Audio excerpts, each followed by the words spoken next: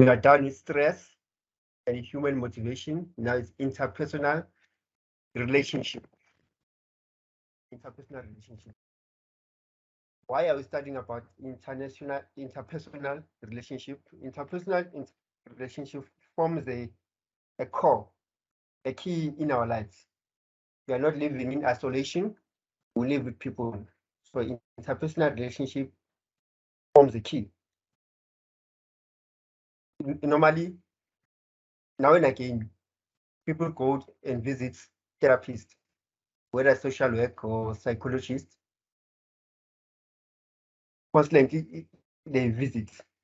Why do they visit? Because of their personal issues or issues that affects them emotionally. And you'll find that issues that affects them emotionally, there are people involved, there are relationships involved, because you cannot avoid it. We live with people. So it is important that we fix our interpersonal lives, we fix our relationship in order to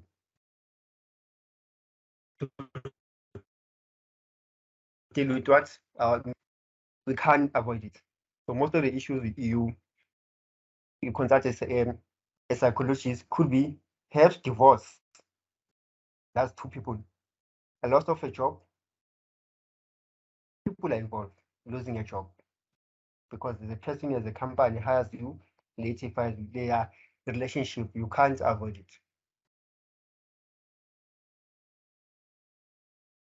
You're not studying about interpersonal relationship, because when you go to a therapist, yes, therapy focuses on you. However, now and again, you'll mention the support structure. They'll say at times, read books, read novels, go out, still interpersonal relationship. You'll find a organizational psychology working for a certain company, or we are hired by a certain company to deal with issues related to absenteeism. Again, the relationship forms the core of psychology. We cannot study psychology without touching on relationships. It forms the core of psychology. And the question is, under interpersonal psychology, what aspect of the chapter?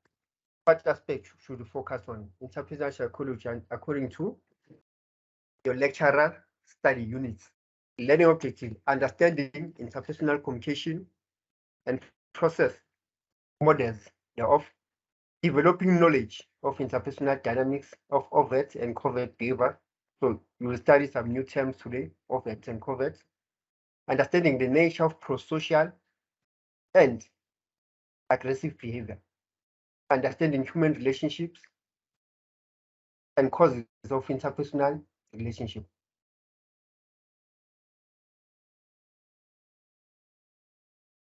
Introduction. Like I said, why are we studying interpersonal relationship? Each and every time you open a book, you attempt to study a new chapter, just think, play around, discuss. Why is it important? Try to make sense of it. Human relationship, so it says human relationships form the essence of our beings. We define ourselves in terms of. Disturb you. Sorry. Yes. I can't see where you're reading from. I can only see the home page, which shows the UNISA building. UNISA building, let me check. Yeah, that's all I can see. I'm so sorry. No problem. Guys, what can you see? Other students? The learning objectives. Or learning objectives. Okay. An introduction. An introduction. Oh, I think your system is a bit slow. At least share the screen. Try to refresh your system. I think it's a bit slow. Okay. On my page, it says learning objectives and 4.1 introduction. Okay. Okay. Okay, no problem. Then introduction again. Human relationships form the essence of our being. We define ourselves in terms of the context we find ourselves in. Yes, we define ourselves in terms of the context we find ourselves in, the social group we belong to, and the relationship with others. We define ourselves according to the group that we belong to. For instance, our family. We define ourselves in relation to our family, whether through surname, culturally, or social beings.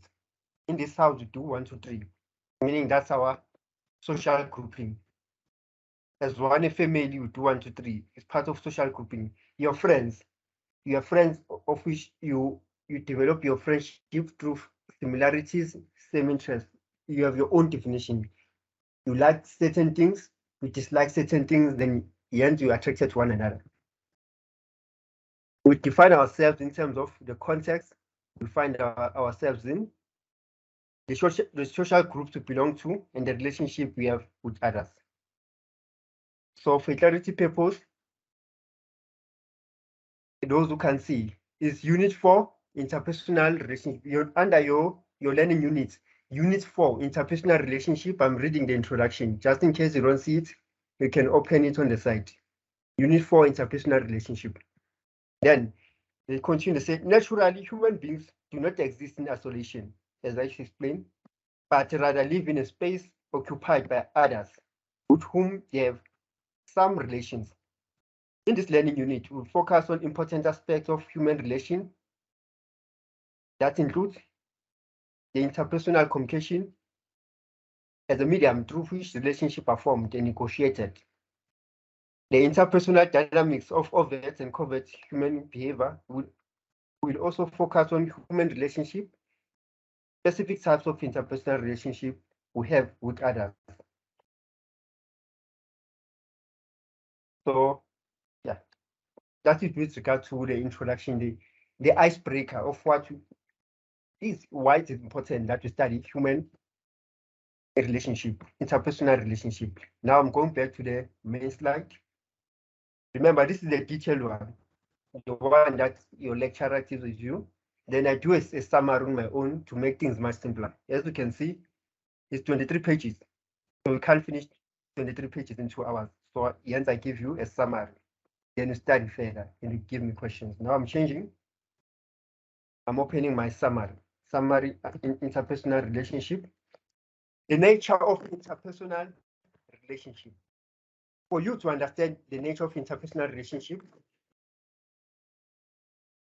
just know that the nature of interpersonal relationship is divided into 3 units, 3 chapters. That is communication, dynamics, as well as relationships. Communication, dynamics, as well as relationship. So let's start with communication. We know that communication is a form of interaction between 2 people or more. It's a form of interaction between 2 people or more. It starts by saying the basic element of communication. The basic element of communication is a process of sending message and receiving feedback. Communication is a process of sending a message. Like I'm talking to you right now, I'm sending a message. Process of receiving feedback. Now when I can interact, you tell me, say I can't see the slides. Say you're not audible. I don't understand certain question, meaning we are communicating to make sure that we understand one another. So there's no communication without understanding. Communication, remember, is not just words, but you need to make sense. You need to interpret information, and then you're able to what? To interact. By interacting, meaning you send a message, you receive feedback. The sender and encoder, there's a sender and encoder. Same thing. Sender is a sender and encoder. Bundled together in a person who communicates. In this situation, I'm a sender because I'm sharing content with you. I'm a sender, bundled together in a person who communicates. Then the receiver and the decoder, say students, embodied in a person that's received on the receiving side. But on the receiving side, that's you. I send, you receive. Then I give you an opportunity, you become sender, then I receive. So it's part of communication. So communication does not only happen through only sender. Then there's the signal, the basic elements of communication. Remember, I said to the basic elements. When you hear the word element, you'll think of the characteristics of communication or the dynamics of communication. You play around in order, you play around with words in order for you to understand. If you don't understand the element, use the synonym. The signals. Signals, the communication does not only happen verbally. So it's verbal and non-verbal signs that convey the content of information. The basic elements of communication, there's verbal and non-verbal. Verbal, the ways that you speak. Non-verbal could be your body gestures, posture, style language, non-verbal. Channels of communication. It's a continuation. There's a link between all the chapters in psychology. When they say channels of communication, that is visual, auditory, smell, taste, and touch. That is communication. So communication does not only happen through words.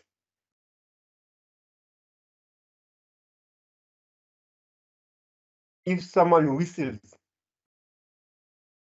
perhaps you and your friends normally whistle to get attention of each other, or you know that someone is coming, or transport driver in the morning to fetch your kids or yourself, they need to hoot. Beep, beep.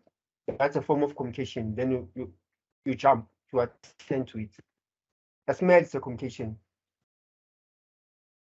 It says something. Something is smelling bad. You have to understand, no, my shoes are smelling bad. I need to wash them. So it's a form of communication. A smell is, meaning a smell is a sender. You are a receiver. Something tastes bad.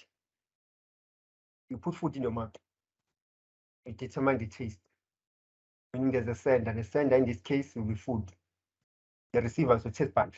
The food doesn't taste good. So the channels of communication are physical.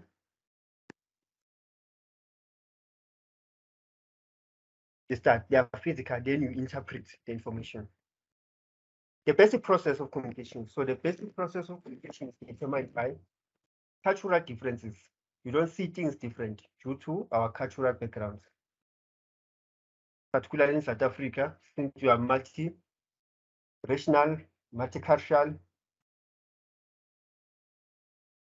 as well as comprised of 11 official languages. So cultural differences is a key. When a person comes to your session, you also consider their cultural background. You, as a therapist, you consider a cultural background. Hence, you study about culture, even in your master's level. They put an emphasis because that's a more sensitive issue. You need to know about other people's backgrounds when you communicate, when you interact. The cultural differences may cause encoding and decoding. Cultural difference may cause coding and encoding difficulties. Because our culture differs. Communication requires a clear transmission. You can't communicate in a noisy area. Yes, you can communicate, but you can't hear. But again, it says communication is a process of sending message and receiving feedback. If you can talk to a person but unable to receive feedback, that's not communication. Meaning, communication requires a clear transmission. If there's noise, it's difficult. Illegible handwriting as well. That's why you find in university they say strictly type your assignment, don't write them. Some instances, yes, you write, but they tell you make sure that your handwriting is clear.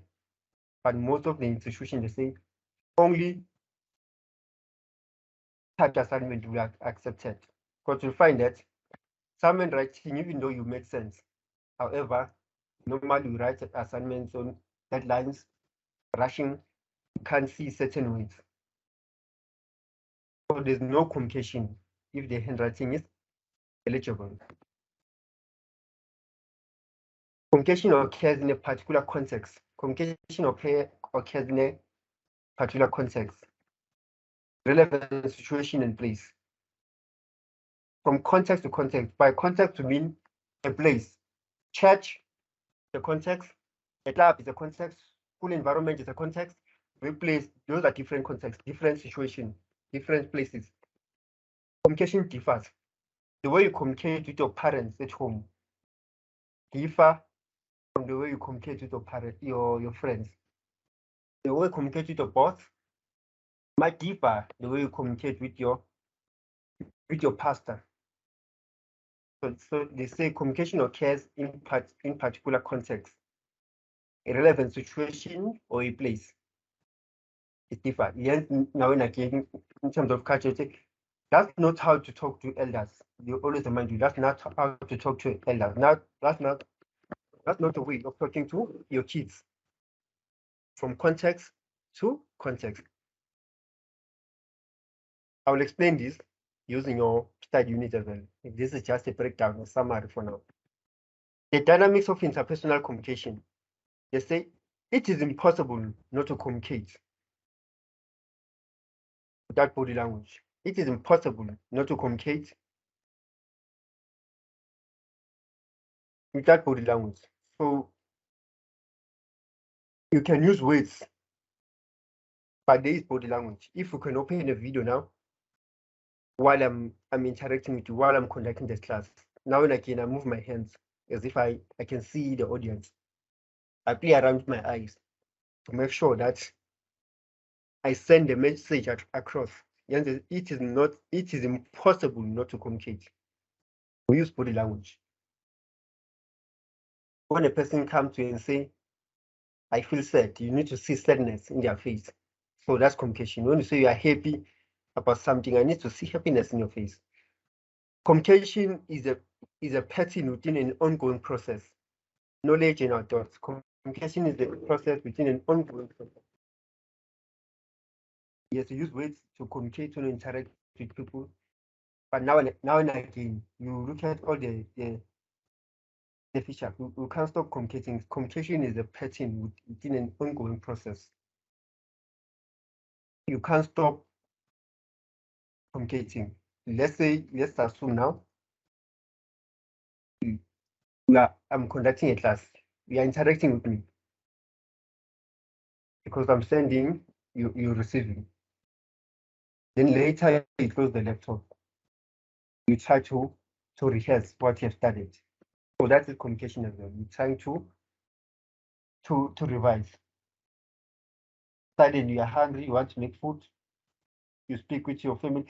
You speak with your family members. Communication is an ongoing process. We constantly communicate. As long as we are awake, we constantly communicate with the environment, you communicate with the people. Communication happens in different levels. Informative content, meta-cognitive content, as well as congruency versus incongruency. Now let's go to your study unit 4. Just to break down this concept. This is just a summary. Let me give you a broader view of what I'm talking about. 4.2, under study unit 4.2, interpersonal communication. They say in order to understand interpersonal communication, we must understand how interpersonal communication functions to meet our needs and goals, and how our interpersonal connection connects.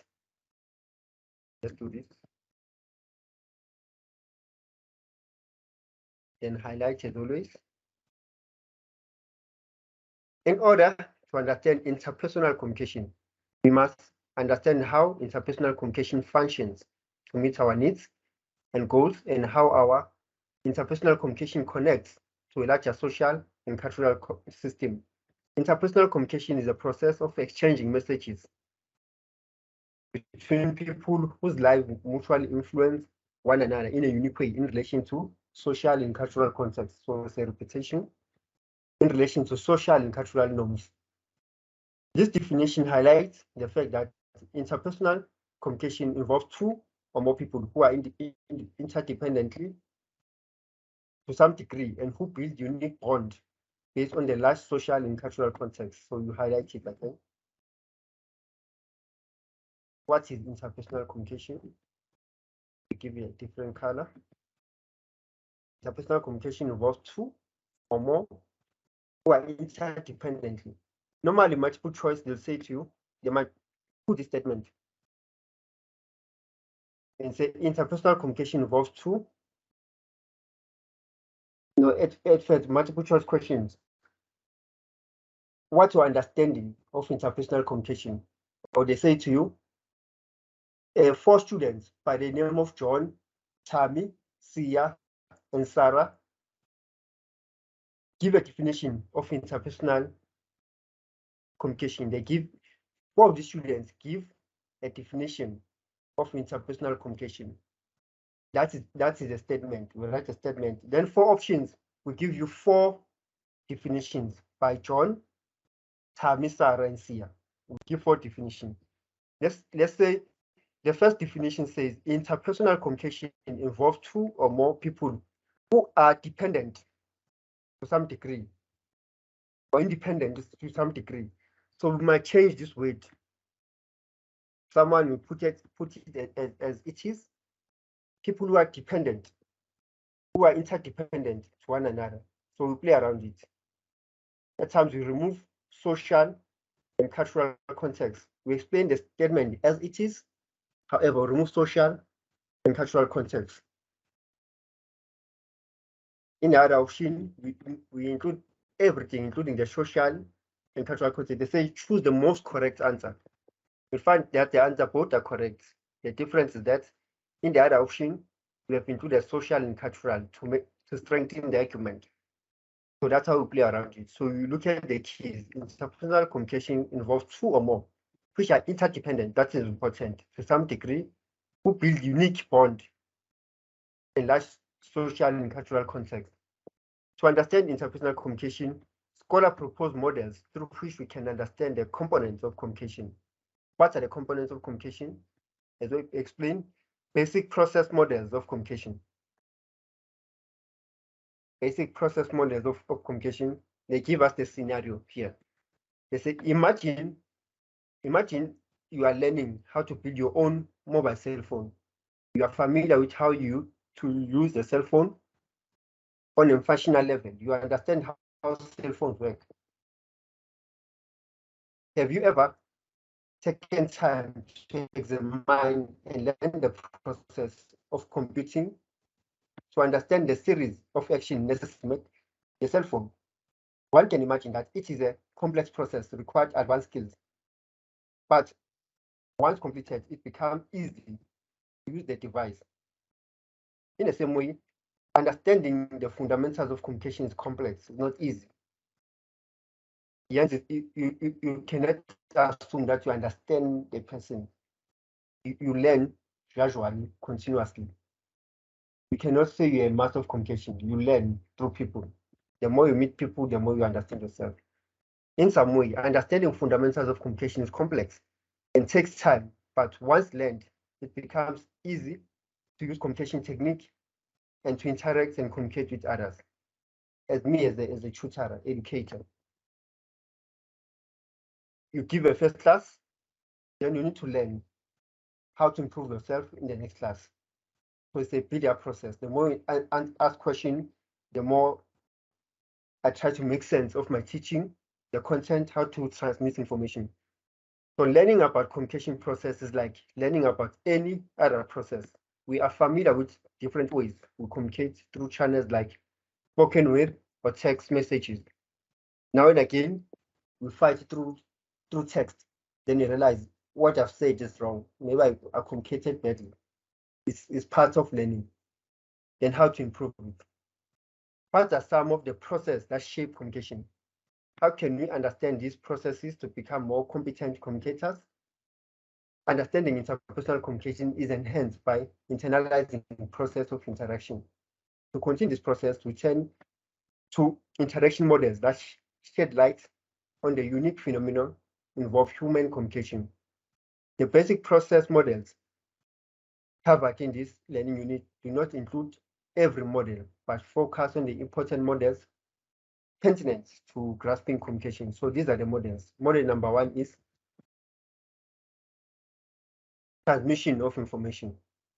Transmission of information. We explain this sender, encoder, channel, decoder, and receiver. In one way, they say this is a model of communication, transmission of information. The transmission model of communication focus on the transportation of information from one communicator to another to disseminate knowledge over time. Transmission model is focused on communication as a linear process where the sender is projecting a message to a target without much consideration to ongoing process and feedback. According to these scholars, they mentioned scholars, theorists. So these are the theories. Claude Warren developed the basic transmission model of communication that serves as a fundamental tool to understand communication.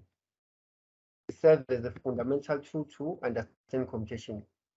Let me repeat them. That is a sender. The sender encodes the message through different channels. Channel that is either a visual information, a smell, words, taste. Decoding, we are trying to make a sense of the information to the receiver. So you send information encoding the channel, you decode the message, then the receiver. These are the three processes. How do they explain this? This 5 process, not 3. 5 processes by Channel and Weaver model of communication. How do they explain it? They say the sender is the original information source of the message. The sender is the original information source of the message. That's me. In this case, I send information to you. Encoder refers to the transmitter that converts the message into a signal. Remember, I use words to speak. I use my voice. Refer to the transmitter that converts the message into a signal. When I talk to you, sound waves. These are sounds. The noise that I'm making, busy talking, the sound wave. Encoder transmits that. Encoder refers to the transmitter that converts the message into signal. Channel it is the means by which the message is conveyed. The means by which the message is conveyed. The channel that could be not only a person. Remember, not only the words. We not only communicate through the words, even in facial expression. I'm not saying anything, but you can see that I'm sad. You can see that I'm too excited by looking at my body language. Or the example that I mentioned, you decide to eat, then you decide this food does not taste nice. Those are channels. Channels is the means by which message is conveyed. You are driving, then I flick the lights. I bright. The signal.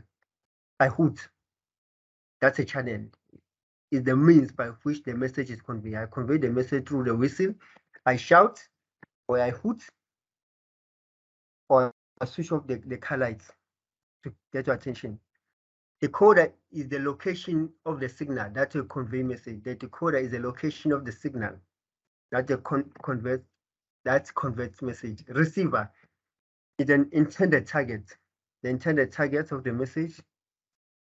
As a person passes from the sender to the receiver, it can be impeded by noise. They're making some. However, this communication process can be distracted by several things. E.g., noise can affect communication, which can alter or distort messages meant for the receiver. They say, for example, I won't read everything. They say, for example, let's say that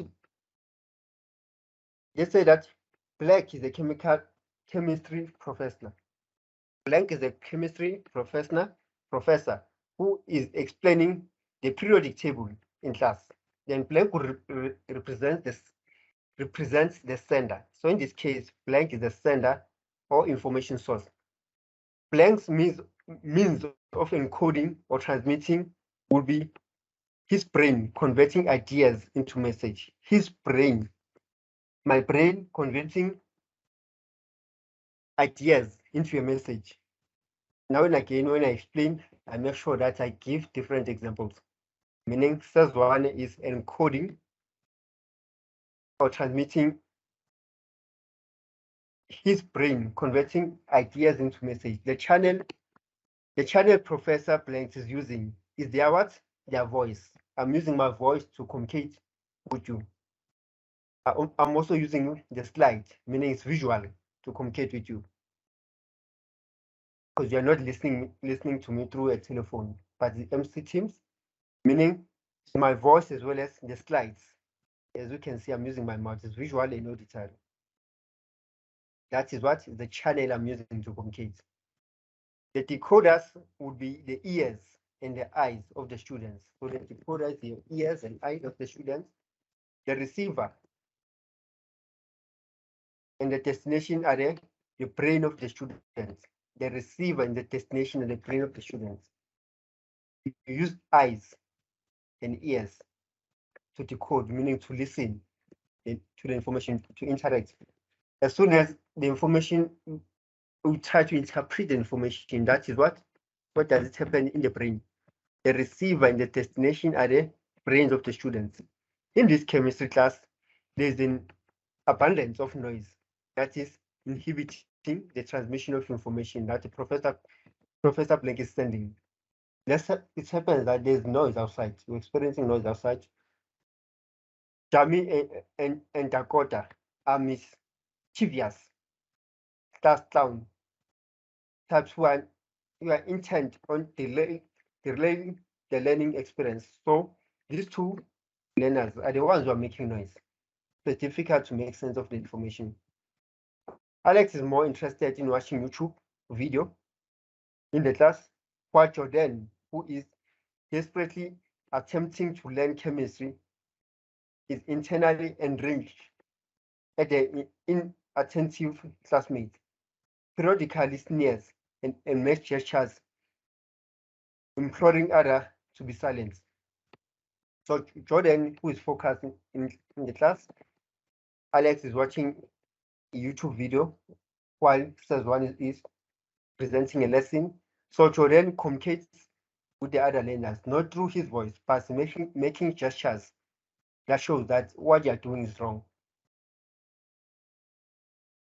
He's not talking using words, but using a facial, that what you're doing is wrong.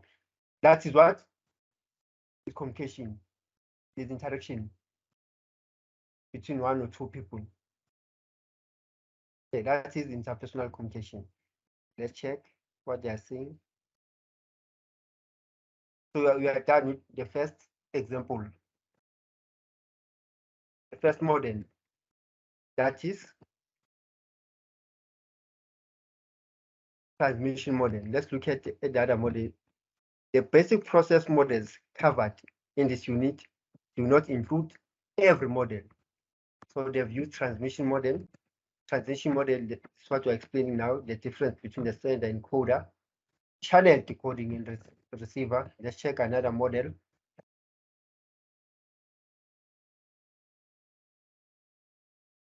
Bello SMCR model. Bello SMCR model. It says David Bello expanded the Shannon as well as the Weaver model. David, he is not disagreeing with this model. They say, but it expands on the model, expanded on the transition model, the model by Sheila and Weaver, by saying Bello model is divided into 4 basic components. That is the source, message, channel, and the receiver. Remember, transmission model has the sender, encoder, channel, decoding, as well as receiver. Whereas Bello model has what? Bello model has a source,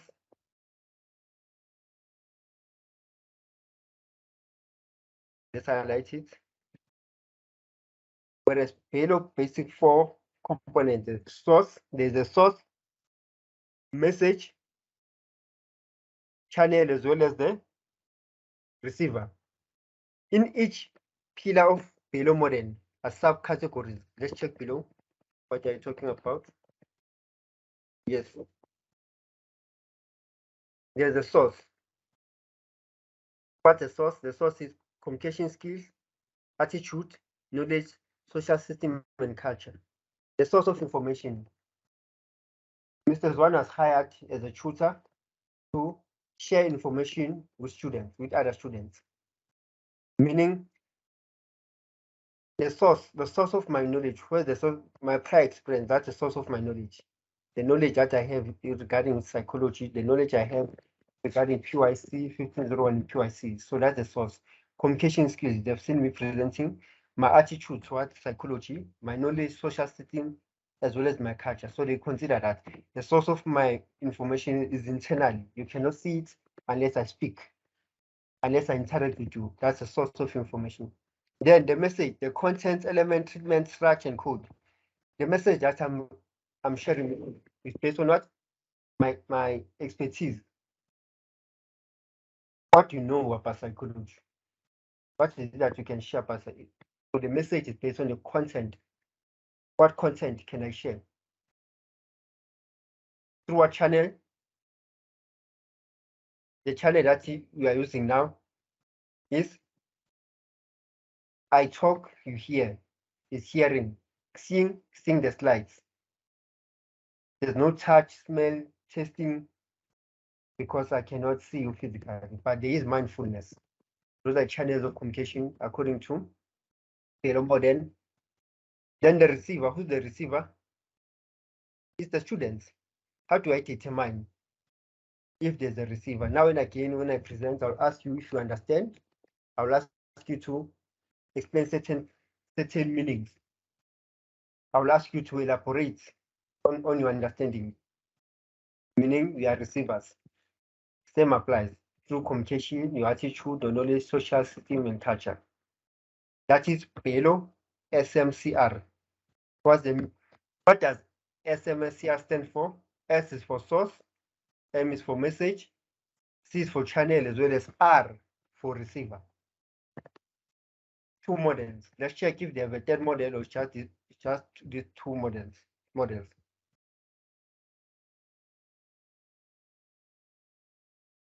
There's a third model as well.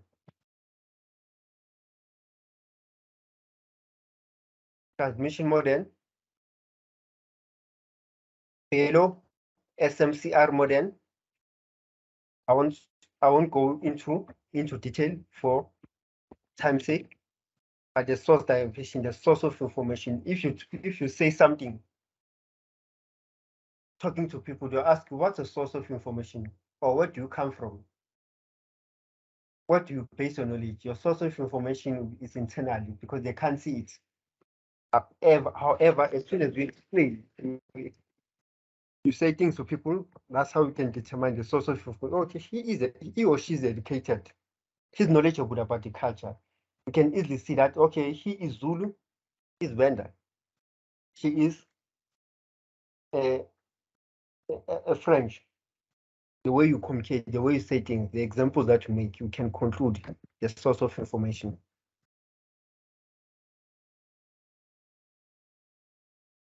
That the message elements, because they're by the content, the knowledge I have about psychology, the channels, how do I communicate, receiver, the students.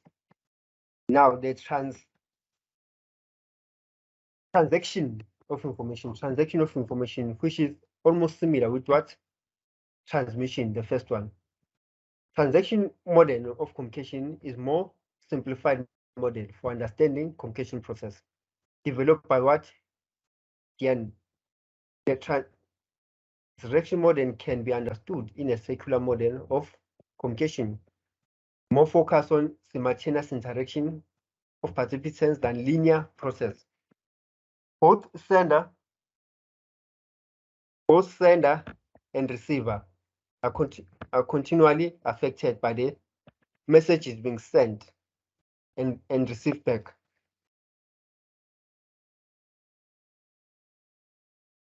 the transactional model can be understood as a circular model of communication, more focused on simultaneous interaction of participants than linear process. Both sender and receiver are continually affected by the messages being sent and received back. Affected, they are not in a negative way. Affected, they say, as a send and receiver, we influence one another. I say certain words, I share content, we interact, we make sense of it. That's how they are affected, not affected in a negative way. The transactional model reflects an exchange of ideas, meaning, and feelings. Similar to relationship between a business owner and a client, communication depends on giving and receiving information and content. Similar to relationship between business owner and the client, there's a relationship. They mentioned that the transaction model can be understood in a circular model other than linear. So this is a circular model, the relationship. It starts from a sender, encoder, channel, decoder, receiver, goes back to what? The sender. The sender gains, encode the relationship between people who communicate. There's a relationship. It's a circular relationship, not a linear relationship. A linear relationship is whereby I send information to you, but I don't expect feedback. I just send information to you, but not receiving feedback. So this is a circular, meaning there's interaction between two people. I send, you receive. When you receive, you become a sender. I communicate with you. Another way of communicating with me is what? Writing your assignments. Then they have to be marked. I give you feedback. I show you weaknesses and your strengths. So that is the interaction. Like we said, communication is not only through words, but also non-verbal. I give you a task, write this task. Whether you do present or you write. Writing, you write your task, I give you feedback, I mark it. That is a circular relationship.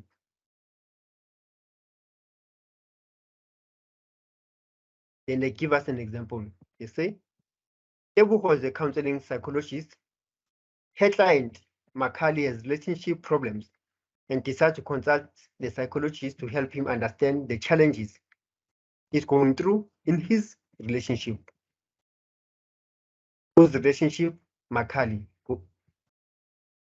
Go to Tebo as the counseling psychologist. Although the counseling session started well, there seemed to be a problem because Macaulay is not willing to disclose or answer some of the questions asked by Tebo, the psychologist, because he does not want to appear as the cause of the problem in this relationship.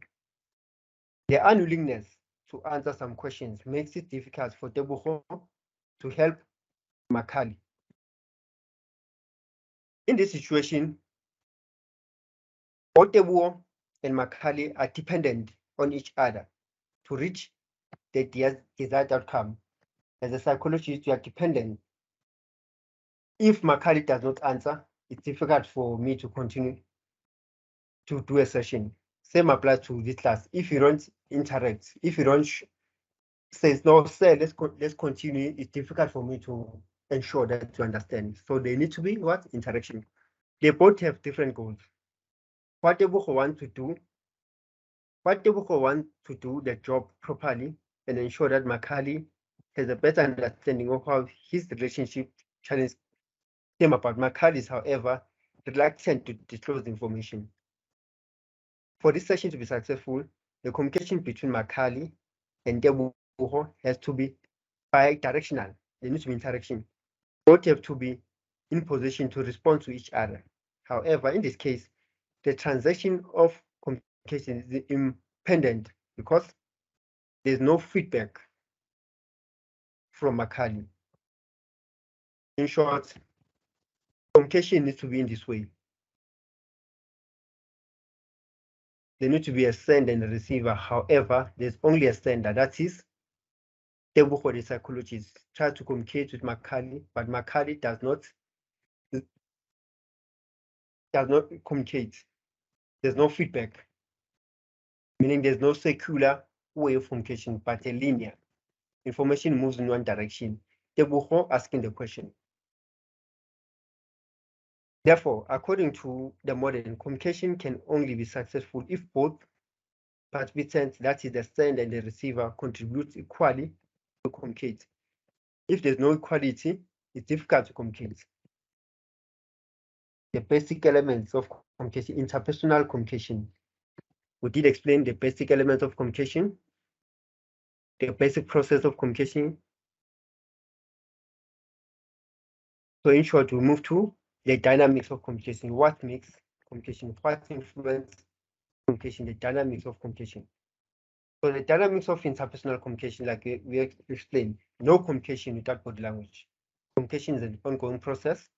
Communication happens on different levels: informative content, meta cognitive content, and congruence. But before we move on, explaining this in detail.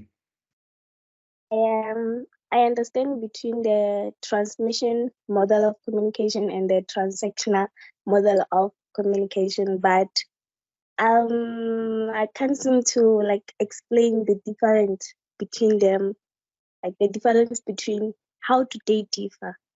Okay, the difference between the payload, transmission, as well as transactional. No, between the transactional and the transmission. Okay, the difference between transactional and transmission. Okay. Yeah. Okay, I think that's a good question. Yeah, you can close the mic, I'll explain.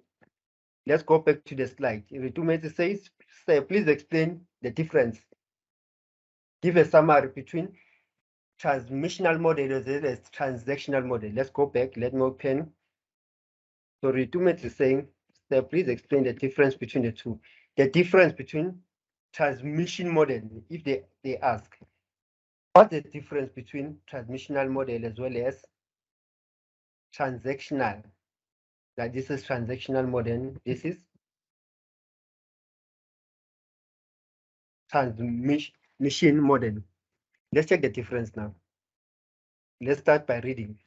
It says the transmission model of communication focus on transportation of message from one communicator to another to disseminate knowledge over space. Transmission models focus on communication as a linear process. Let's highlight as a linear process. Put the color. Transmission model is focused on communication as a linear process where the sender is projecting a message to a target without consideration to ongoing process, feedback loops, transmission information. Okay, let's assume that I am presenting the class. It is only me who shares the information. Let's assume that it's only me who sends the information. I bombard you with information without giving you an opportunity to talk. They say transmission model is focused on communication as a linear process. If you could check linear, you'll see it's a one-way direction, most of the time linear one-way direction.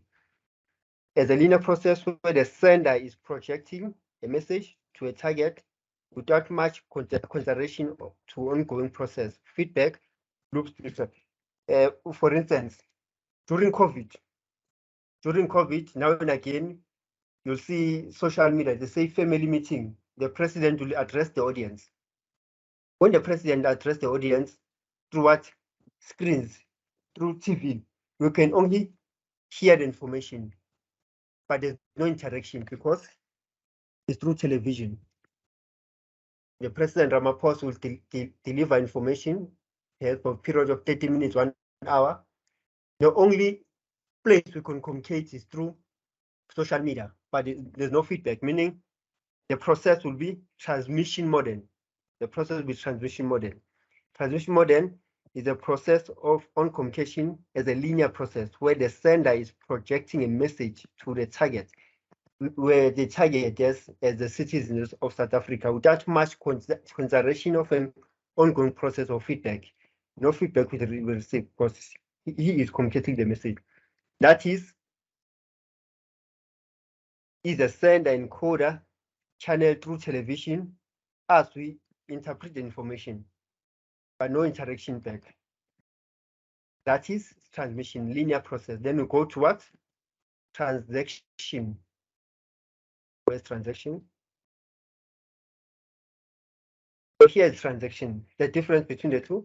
Transaction model of communication is more simplified model for understanding communication process. They say it's a more simplified model for communication. The transactional model can be understood as a secular model. That's a difference. Here is a secular model, not a linear, but a secular model. Let's highlight it. A secular model, meaning information circulates, more focused on the simultaneous interaction of participants than linear. For instance, what happens now? Both sender and the receiver are continually affected by the message being sent and received back and forth. Like I've said, I present the class to you, I explain concepts, then I give you information to speak. I explain the concept, I give you an opportunity to speak, meaning me and you, we are in a secular relationship. I talk as a sender. This is me as a sender. I communicate information to you. As soon as you receive information, you reach a conclusion that no man, I do understand says one. However, I can't differentiate between transmission model as well as a transactional model. Then you ask a question, say, I don't understand the difference between the two, meaning there's a feedback here. You tell me you don't understand. You are a sender in this process. You give me a feedback, say, I do understand, but I can't differentiate between the two concepts. You tell me. Then again, I explain the concepts. You see, it's a circular relationship. There's interaction. Here's the arrows. You see the arrows? They point right, they point to the left. They point right, they point to the left. Circular is in a circle. Circular relationship meaning they take this from a circle. There's a chain. We interact with one another. That is circular information. We exchange ideas. In short, we exchange ideas. We exchange ideas, meanings, and feelings. Let me highlight this. We can also do that on the side.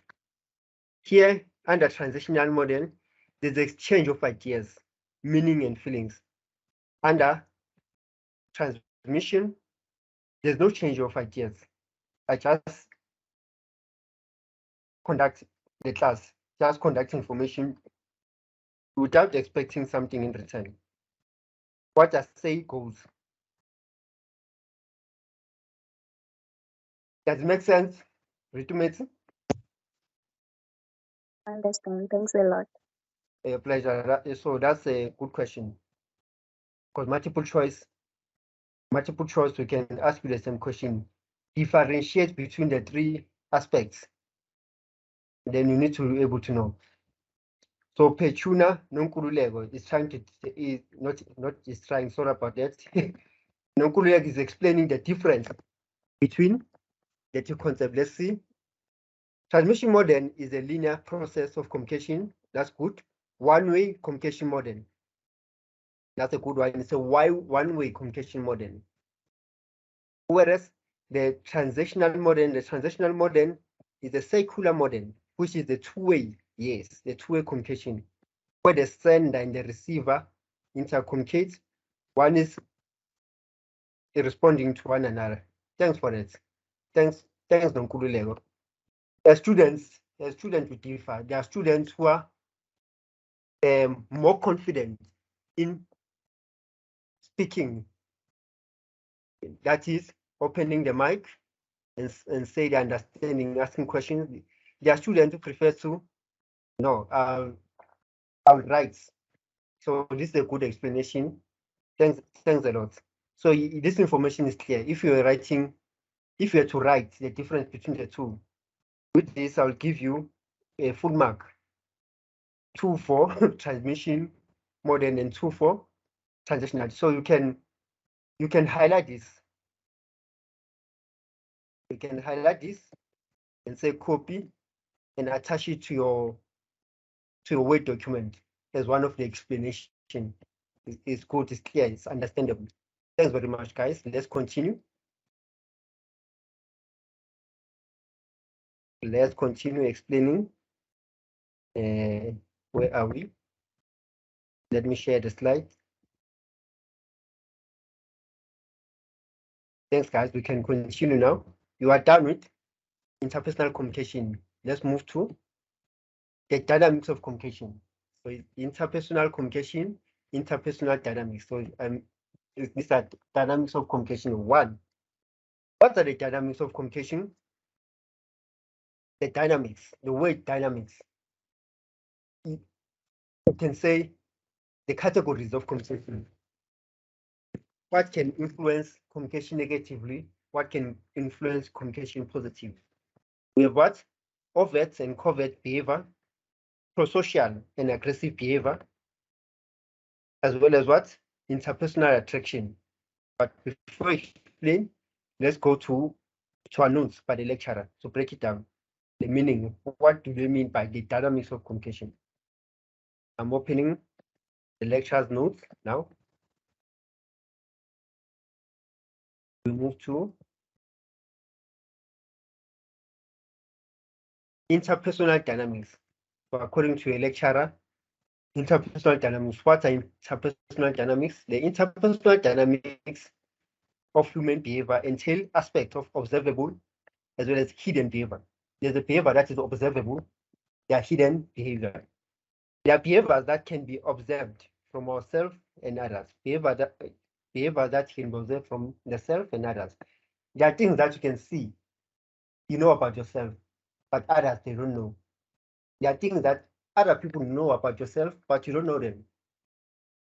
Hence, now and again, when you go to a new environment, they'll tell you about things that you have not yet discovered about yourself. They say, no, you have a great smile. For you to know that you have a great smile, it's not just a mirror, but what other people tell you. You are friendly, you are good at explaining certain concepts. It's what they can see. At times, you don't know about them.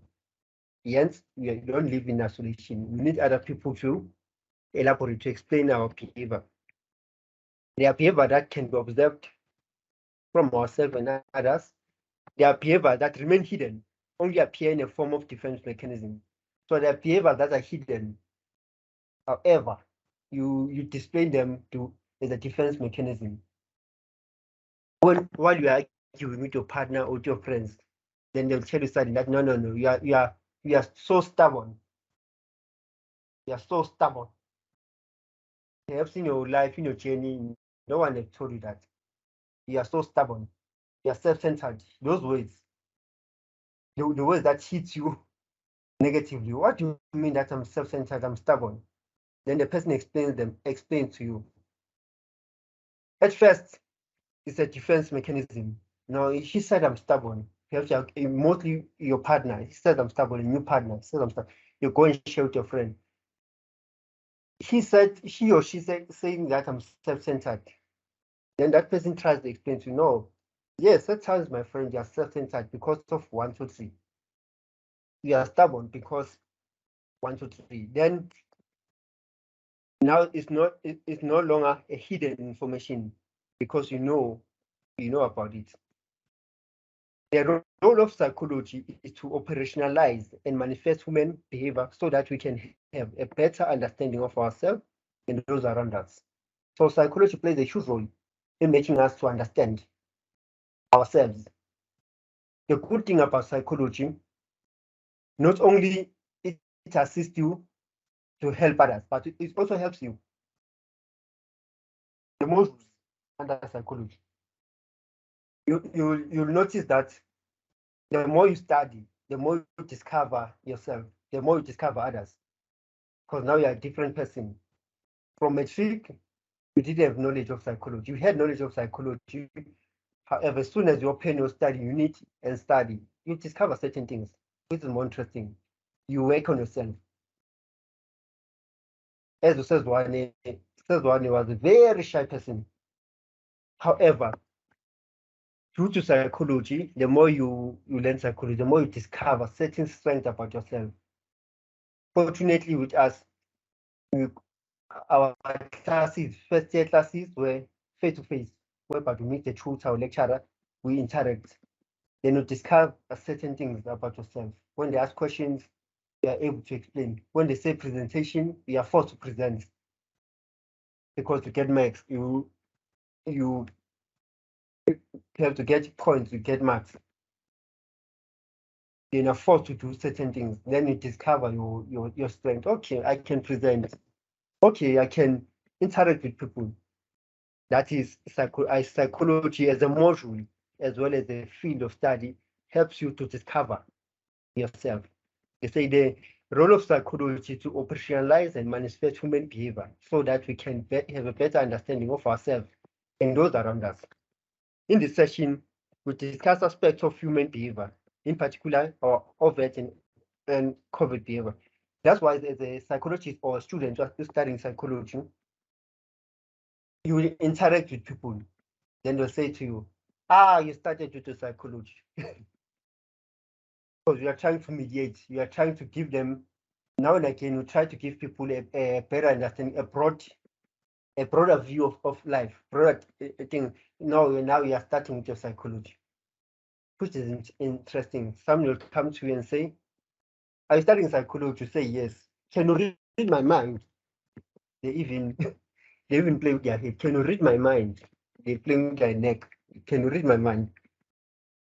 So interesting. Now and again, we experience things like that. We'll discuss overt behavior. We'll discuss prosocial and aggressive behavior. So let's start with what? Overt behavior. Let's start with overt behavior. For us to understand others and ourselves, we need to engage it through overt and covert behavior. In our interaction with others, we tend to come across behavior that are observable and behavior that are hidden. Some people are open, some people are not so open. That is, some people are explicit in terms of their behavior, whereas others are implicit. Not all explicit and implicit behavior is expressed consciously. Sometimes we are unaware of our behaviors, the behavior we express to others. Sometimes we are not aware of the behavior that we share with others, hence they are hidden. Behaviors that are observable are referred to overt. What are overt behaviors? Behaviors that are observable, then you can highlight. Behaviors that are observable are overt. Overt behavior meaning observable behavior. Whereas the hidden behavior, we refer them to covert. So covert behavior are hidden to ourselves. Our behaviors can reveal some aspects of our personality. Yes, our behaviors can reveal our aspect of our personality. Our personality, in turn, can give us some idea of how we are likely to conduct ourselves in our interaction with others. So the theorist Karen as the theorist says, reveal 3 patterns of understanding individual interaction. That is moving towards people, moving against people, and moving from people. This is according to Karen. So Karen says, in order for us to understand the difference between overt and covert behavior, in order to understand interaction, we need to understand this concept, moving towards people, moving against people, moving from people. Let's check the meaning. Let's start with moving towards people. Moving towards people, also known as compliant personality. Compliant personality incorporates needs for affection, approval, a special need for a partner who will fulfill all of the one's expectations. These needs are characterized by stress. They are compulsive, indiscriminate, they generate anxiety when they are frustrated. In addition, they operate independently of one's feeling towards and they value the persons. I will explain it in short. For now, I'm just juggling. In order to ensure that continued support of others, compliant individual will do almost anything to maintain relationship, but they give themselves over so completely that they may enjoy nothing from themselves. They begin to feel weak, helpless, and subordinate themselves to others, thinking that everyone is smarter, more attractive, more work than others. They rate themselves as opinions of others so much that they reject. That rejection can be catastrophic. Let me explain it. You see, the explanation is more in detail. Let me make it simple. Let's make sense of it. Moving towards people, they say compliant. If they say you are compliant, meaning you obey the rules.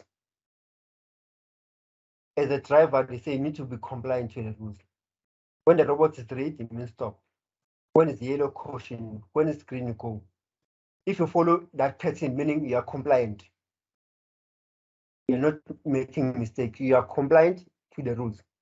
Another example would be, as I'm conducting a class, I've been talking for an hour now. If the information makes sense, if you understand the information that I'm explaining, meaning you are moving towards people, we get along, we understand each other, you're moving towards people. It makes sense. You're trying by all means to focus to make sense of the information. The more you understand the information, the more it makes sense, meaning you are moving towards people, you are together. That's the simplest example I can give you. Then moving against people, the same.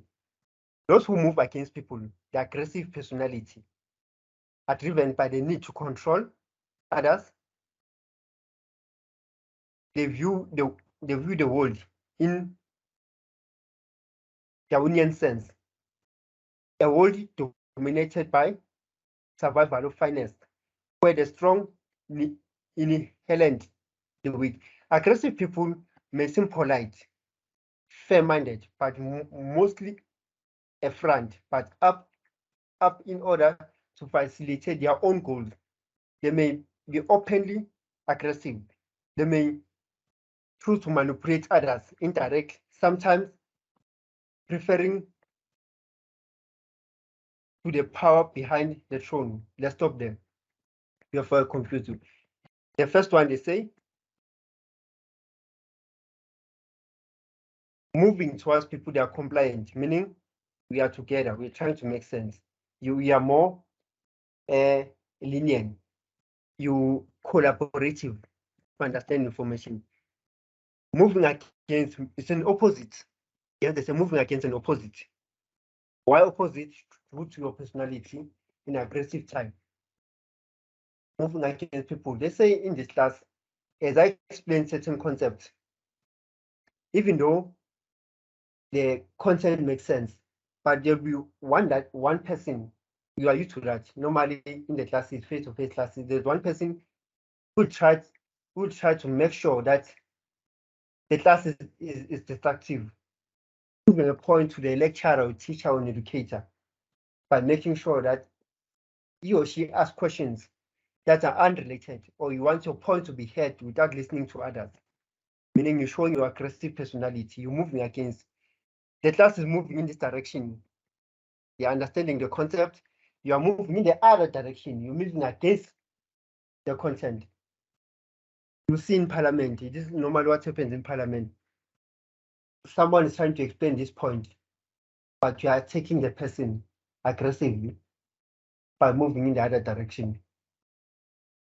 Meaning you're moving against. Moving towards, we are together. Moving against, we are not together. That's how you to explain it. Then there's moving away from people. Moving away, far away from people. They say those who move away from people, the detached personality are not merely seeking meaningful solitude. Instead, they are driven to avoid the other people because of an unbearable strain of associating with others. In addition, they are estranged from themselves. They do not know who they are, who they love, desire, value. Only describe them as zombies.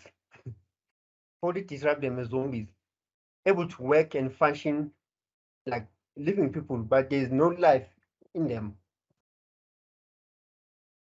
A crucial element appears to be their desire to put emotion distance from the self and others. So these are people who don't have interest at all in interacting with other people.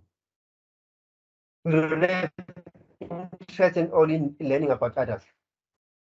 Sometimes they're a bit aggressive because they believe in themselves so much that other people doesn't matter. At times, this could be a disorder, a mental damage, because you can't live in isolation. You live with other people, you need to hear other people. But there are people who are detached with reality. That's a detached personality disorder. You're detached. You're not interested. You avoid communication in all forms. You avoid communication in all aspects. You see? Then move. Then you have what? Pro-social, aggressive behavior, interpersonal interaction. It's a summary of this. Let's check.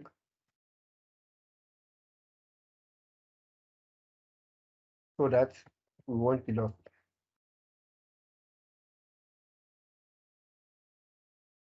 We are done with the explanation of what? Overt and covert. Under dynamics, overt and covert, we explain moving towards, moving against, moving away from people. Now we're explaining pro-social and aggressive behavior. The interpersonal communication, we'll explain them at once, then move to our last slide, that is relationship, our last information.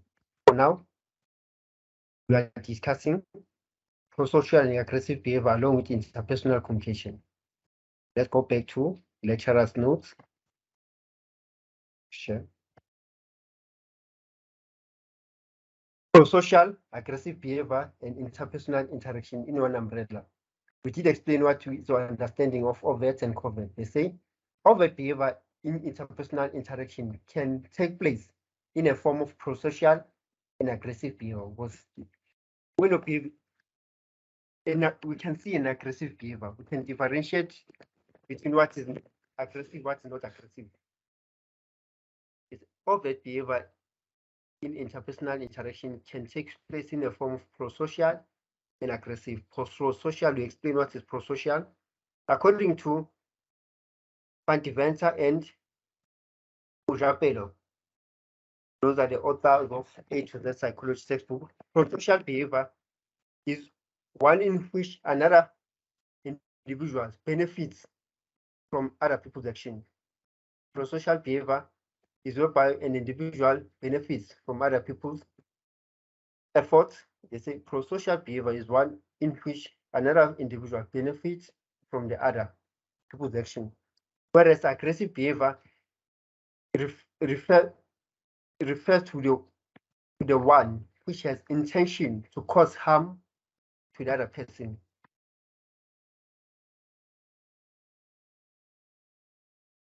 Let's highlight it. The difference between the two: pro-social is beneficial behavior, whereas aggressive behavior intend to harm the other person. Here you benefit, pro-social; aggressive, no benefits, it's harming other people. Aggressive behavior is an intention is to harm other people. Let's check in broader what I'm saying about pro-social. People often act to benefit other people. These acts are examples of pro-social behavior. Such behaviors may come in many Justice, helping an individual in need, sharing personal resources, volunteering time, effort, expertise, cooperating with others to achieve some common goals. Although people are often in need, help is not always given. Why not? The decision of whether or not to help is not simply and straightforward as it might seem. Many factors need to be considered for those who might help. Now they are changing it a bit. Yes, pro-social behavior is to benefit others. However, people consider the beneficial factor. When I help this person, what is it that I'm going to gain? When I'm volunteering, what is it that I'm going to gain? You can volunteer your time to assist others. However, maybe the benefit is it will improve my CV. Volunteering perhaps it will improve my CV. As soon as I look for a job, they can see that I have work experience. You see? Helping others, how will it benefit you? Perhaps helping others will benefit me in knowing how to present information, knowing how to deliver information, because I'll be challenged, I'll ask questions. That's the benefits. So in short, they say pro-social behavior, as much as your efforts, your action benefits others, also in return, what is it that you're willing to gain? That is pro-social. There's a cost and effect. There's a cost involved between the two. Let's go back here. You see pro-social and aggressive behavior. Pro-social behavior is behavior whereby people stand to benefit from one another, from one another's action. How do they benefit from one another's action? There's a term called diffusion responsibility, identifiability, social ambiguous, cause versus trade-off. Here, aggressive behavior, there's instinct approach, frustration aggression approach, and observational learning approach. Let's see the explanation of this.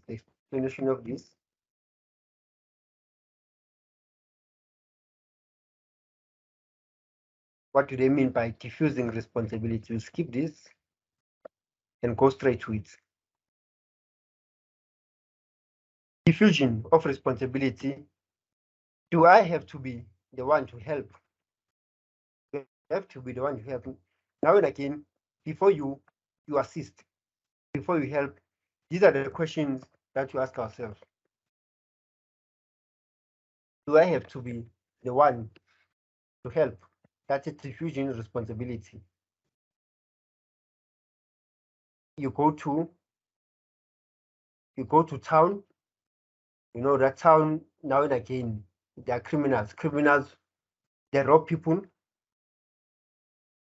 and we witness all of that. Now and again, we witness all of that. So when you come across such events, such situation, when they mug a person, when they rob a person, you ask yourself, do I have to be the one who helps them? Because most people are just looking. You have to be the one. It's the job of the police. Someone is being hijacked. You think about yourself. Is it me who needs to help that person? It's a challenge. Let's see this explanation. They say simply being with other people may facilitate, inhibit whether we can get involved in other ways as well. In situation in which help is needed, the presence and the absence of others may affect whether the bystander will assume the personal responsibility to give the assistance. If the bystander is alone, personal responsibility to help is to help falls solely on the shoulders of the other person. But what if others are present? What if others are present? Although it might seem that having more potential helpers around will increase the chance of being a victim of getting help, the opposite is often the case. Knowing that someone else could help seem to relieve the bystander of personal responsibility. So the bystander do not intervene. That is diffusion responsibility. You're in a situation whereby you need to help someone, but you ask yourself, is it my job? Is there a need to help them? You're in a parking lot. Parking lot, you want to move your car so that you can leave. You reverse it. There are bystanders. Bystanders could be the car guards. You as a person who went there to buy a grocery yourself. Is there a need to assist this person to move? No. That's why you tell yourself, no. The car guards will assist him. You get into a till with your groceries. Diffusion of responsibilities. In your mind, you think, all cashiers need to assist in packing the groceries. Not me, not my son, not my friend. It's packer's job. That's why you tell yourself. That is an example of what diffusing responsibilities. Determining who can help, who cannot help. Then there's what? A cost and reward helping. A cost and reward helping. The nature of help needed, the nature of the help needed plays a crucial role in determining what happens next. If I help this person, what happens next? But specifically, potentially helpers engage in a cost-benefit analysis. Before getting involved, they determine the cost-benefit. What will happen to me? If the needed help is of relative low cost in terms of time, money, resource, risk, then help is more likely to be given. It's simply to lend a pencil to a classmate confronting a group of armed men to rescue someone being marked is a different story. Intervening may cost life of the helper. So that's a cost of benefit. If I help you, will you give me money? And how much money? If I help the victim be marked, what will happen to me? Am I in danger? There's a cost or what? Cost or benefit analysis. We consider those things under pro-social behavior. How will that affect me? See? So the first one, diffusing responsibility, because there are other people around who can help, then I avoid helping because there are bystanders around. No, meaning I won't help. Here, you look at the benefits, the cost of helping. What is that I'm going to get? Whether it's a form of money, form of certain material, what is it I'm going to get? Table one. Some of the factors known to increase helping. Some of the factors known to increase helping is positive mood. We help more when we are in a good mood. Yes, we help more when we are in a good mood. It's a mind of effect. When you're in a good mood, we tend to help more. Similarity, we help people who we see as similar to us. For instance, those who mimic our behavior. We tend to help people who are similar to us. We pay attention to things that we feel like they are similar to us.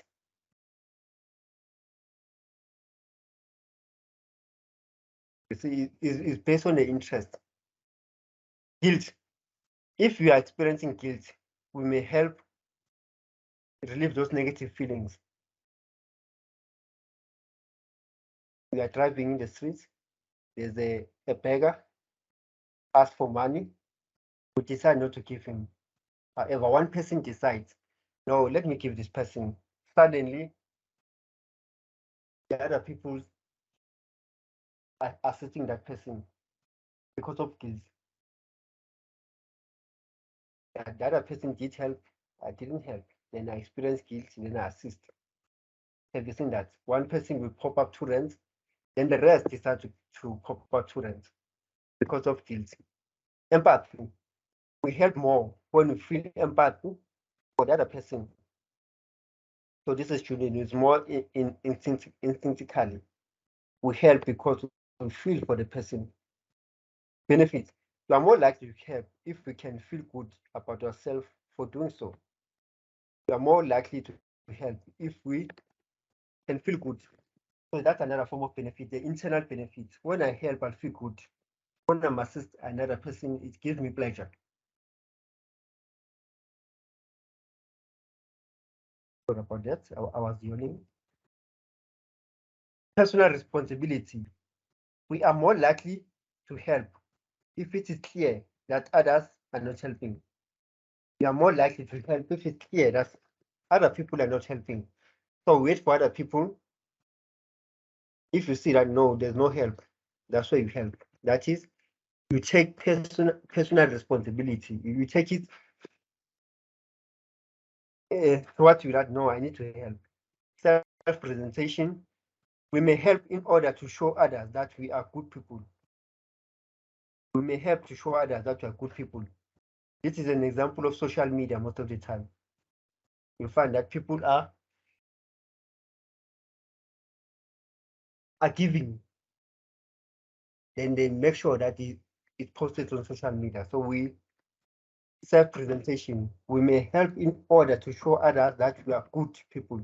So it's either you showing others that you are good people, or you show others that you are you like to be seen as a good person.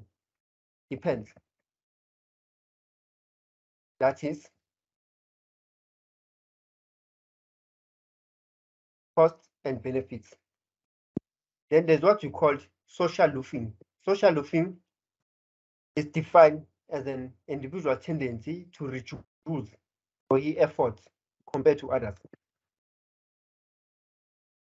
When you're in a group, of people, let's assume that you open a study session, a study group of 10 people.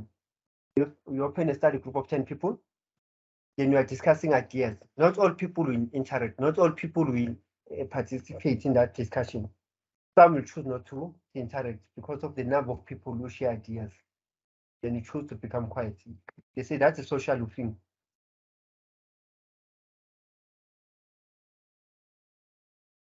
For example, diffusion of responsibility could explain why some students do not put as much effort in a group project because they believe that their other classmates will do that. Some they don't involve the group because they know that other students they will do that. So that is social loofing. What you do in social loofing?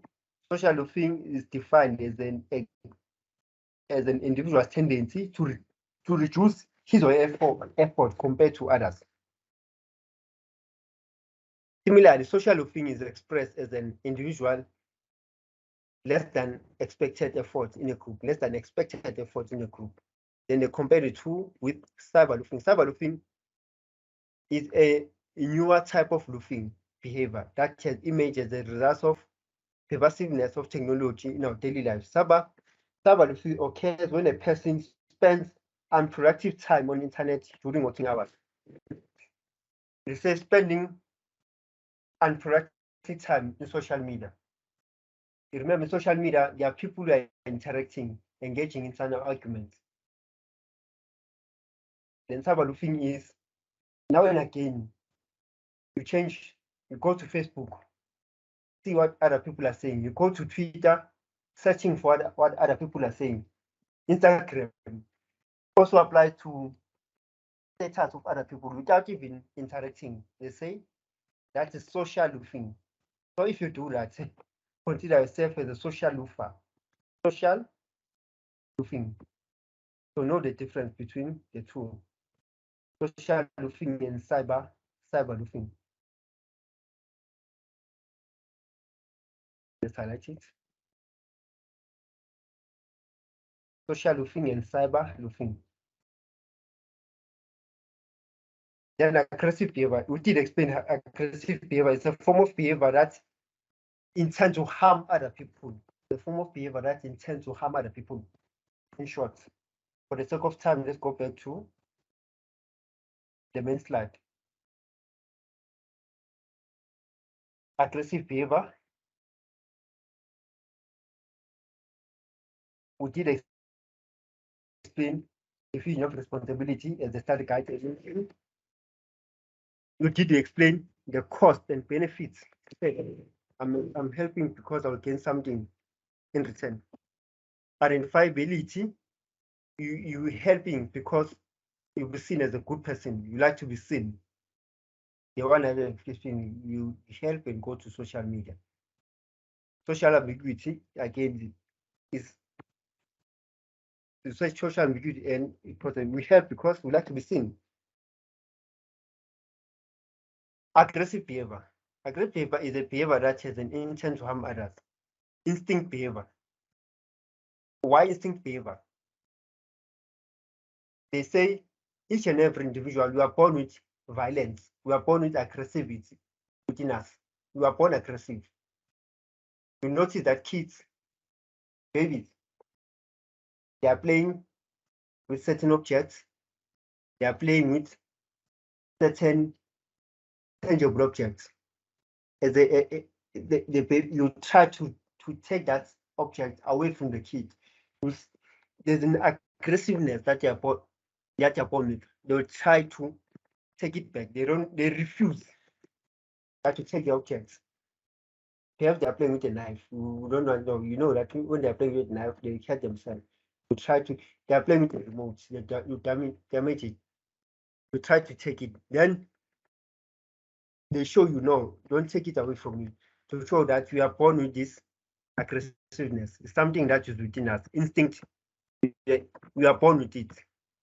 This aggressiveness. It's a natural thing, in short. It's natural. Instinct approach. Aggressiveness. You are born with aggressiveness. Yes, now and again, we need to release this aggressiveness. Animals during mating season, they get aggressive, particularly elephants. They say don't go towards the elephant when they're aggressive, because they destroy everything. They destroy trees, they even destroy you. During mating season, they fight. Animals during mating season, they fight to mate, meaning they are born with that. Frustration and aggression. When you're frustrated, it leads to aggression. When something frustrates you, you tend to be aggressive. When you want to achieve something, but you can't because there are obstacles, they tend to be what? Aggressive. You fight. Aggressiveness. Observational learning. They say kids learn what they live. Normally, the kids, what they see, they do it. Yes, they say, don't do certain action, don't portray a certain behavior in front of the kids because everything to them is right. They accept it, they do it. Observational learning. Kids, what they see is correct. Kids learn through observation only. Whereas as adults, yes, it's observation as well as perception. We interpret in our mind whether something is right or wrong. Whereas kids, everything that they see, they practice it. Hence, you'll find kids playing familyhood. Umama no baba, they play around. Someone will be dead, someone will be family, because it's what they see in their household. They learn through observation. If they watch a TV, they see violence. They tend to practice violence because it's what they see. Hence, there's PG, parental guidance. These channels, they need to be watched by these certain shows, 13-year-old, 18-year-old, just to make sure that you monitor their behavior through observation. Again, another example of observational learning is that we can use the example of looting. Remember when looting started? There were boiling points. People said, no, okay, we'll engage in looting. How do they engage in looting? Or this xenophobic attack. Few individuals will target the shops. They go in and take certain things. The more they go, they are bystanders. The bystanders, at first, they will criticize. Don't do that. Why are you doing that? But because there are no police perhaps, there's no regulations, then even the bystander join the looting because there are no consequences, there are no repercussions. One person starts, few individuals start, then the rest join. That is observational. This is true observational learning. However, as soon as the police comes, use tear gas, rubber bullets, people are they are running away. All the group start to run away. If you fight the police back and you overpower the police, then others they join to overpower the police. That is observational learning. Depends on the consequences. If the consequences are minor, people are likely to engage in that danger. If the consequences are intense, you are more likely to avoid that. That is observational learning. You go to a shop, you buy a meal, you realize that your meal didn't taste good, you didn't like your meal. Someone is complaining about this. You start complaining. If someone complains and gets a free meal, you tend to do that as well. If you complain, I'll get a free meal, I'll get my money back. Then you're likely to complain as well because see, the consequences are beneficial. Moving on, interpersonal interaction. Interpersonal interaction is determined by proximity, similarity, complementary, personal attraction, and communication. We are attracted to people who are more similar to, people who complement us. Your friends at work are people that you interact with. You find some similarities. As students, you are more likely to make friends with people who are doing psychology because now and again, when you go to school, you discuss the same module, you discuss similar aspects. Due to those similarities, complementary, more likely to form relationship. That's what I say. Proximity as well, you are more likely to make friends with people you see on an everyday basis. When you walk to a taxi, there's a person that walks next to me. You are likely to make friends with a person because you are using the same direction. You go to a club or somewhere in a parking lot, you notice that the person who has a car that is similar to you, you are more likely to interact with that person compared to other people. It starts with interaction, greeting. What do you say with your car? I like the color of your car. What did you buy your tires? I need tires. Approximately, the more you see each other, the distance between you, it helps you to interact with one another. Then you form a relationship. That's how interpersonal attraction, personal attraction, communication as well. Let's check if they do explain this in the notes, lecturer's notes, whether they explain this in detail. Let's see.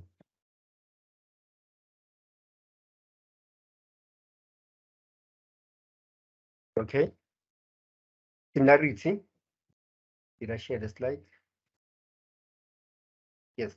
Similarity, they say one important factor in attraction is a perceived similarity in values and beliefs between the partners. Similarity is important for relationship because it is more convenient if both partners like the same activities, you like the same things. You see, it's a matter of liking the same things. Interaction, the similarities and complementary. Then the what? Proximity. Proximity, another important determinant of the liking is proximity, the extent to which people are physically near to each other. Research has found that we are more likely to develop friendship with people who are nearby us. For instance, those who live in the same residence that we do, even with people who just happen to sit next to each other, we are more likely to develop relationship with those people. Then they say personal attraction. Personal attraction, people are attracted to each other for physical and psychological reasons. Positive characteristics tend to be admired, whereas negative characteristics tend to be disliked. That's personal attraction. You look at the person, you like certain things about him or her that will attract you. There are things that generally you don't like. You don't like people who are not unfriendly. You don't like people who are negative about other people. So that is personal attraction. They complement one another.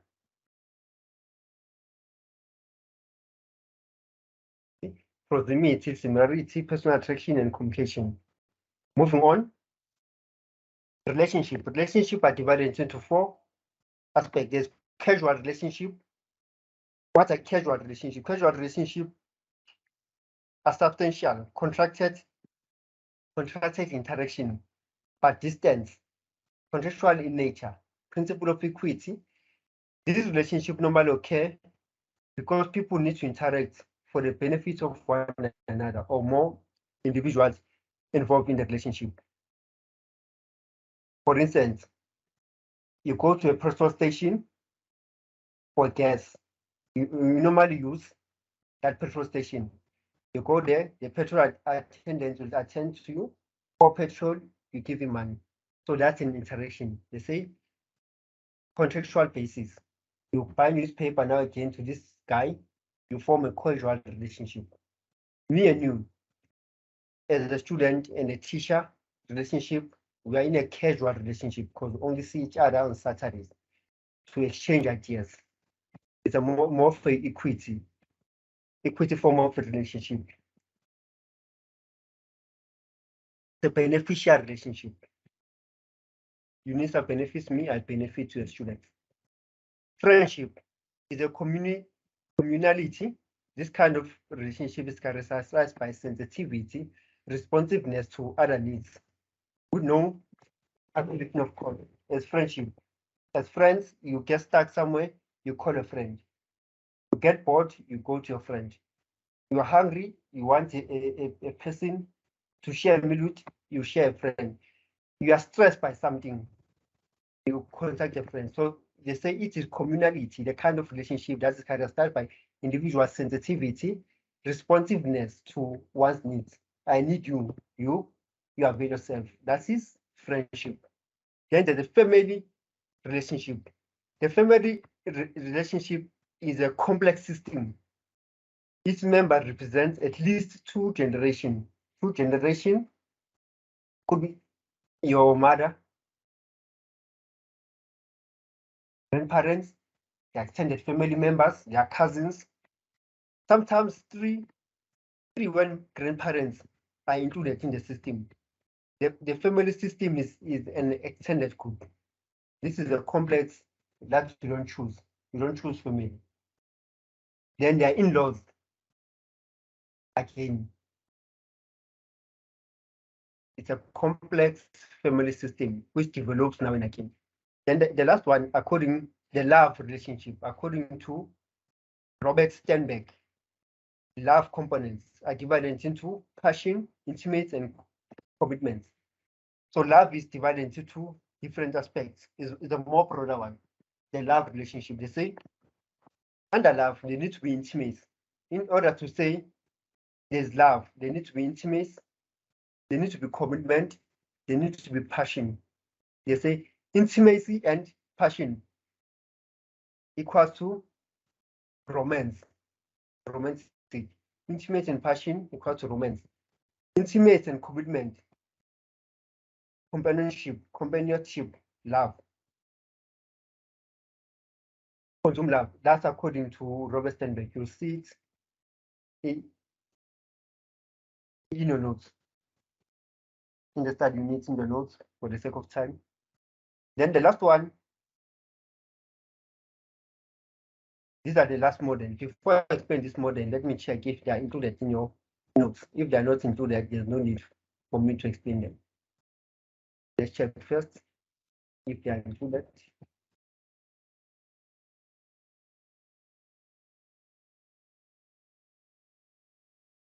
Okay, interpersonal relationship. What is included under interpersonal relationship? Type of we did explain casual relationship, friendship, family, love. Here is the 3 structure. The triage, theory of love. Let's move on. Love. Okay, it's included. The modern love relationship are sometimes institutionalized. The most common institutionalization of love relationship is marriage. Then they explain this. Okay, let's go back. Let's use my summary. Okay, in order to explain the love relationship, according to the theories, love is divided into three models. Model number one is patriarchal model, whereby husband and wife are not considered to be equal in the relationship. The husband is more in power. The husband is more in power, exercises control. He is expected to be strong, rational, and resistant. Whereas the wife is supposed to be dependent, loving, and emotional, normally a homemaker, a housewife. So that's their patriarchal model, which mostly happens long ago. They call this patriarchal model. So these are the influence of the relationship that they talk about. Whereby husband is seen as the leader in the house. The husband is seen as someone with control, whereas the wife is seen as what? As passive, as housewife. Then there's a partnership model. The partnership model sees the wife as the husband and as companions, friends, with the tacit understanding that the husband interests are decisive. He provides leadership, is rational, but also approachable, emotional in his leadership with his wife, in his dealings with his wife and children. The wife may be part-time breadwinner and engage in activities outside the house, but her main role thus remains a homemaker. So this is the more, as time develops, a more recent, they say partnership. Partnership, the wife and husband are equal. However, the husband still plays a role as the leader, whereas the wife plays a role as a housewife. However, they say the husband is approachable and he shows emotion when dealing with the wife and the children. They say the wife is given an opportunity to show her intellect, her independence, and motherly. Then the last one, utilitarian model. Utilitarian model sees husband and wife as equals. There is a respect, symmetry in a way in which they regard and treat each other. Both parties are breadwinners. They both wake up and go to work. Both have careers. Both adapt to their roles in and around the household. Although husband is still expected to be rational, he should also be able to express emotion more freely. In addition, her emotion and the wife are expected to be rational and self-actualized in her husband. So those are the different models according to the theory. So I am done for today. Before we leave, like we did before we leave, I'm done for today. I explain the three concepts of relationship. You said there is what? Interpersonal relationship, interpersonal communication, interpersonal dynamics, as well as relationship. Those are the three keys in order to understand interpersonal relationship.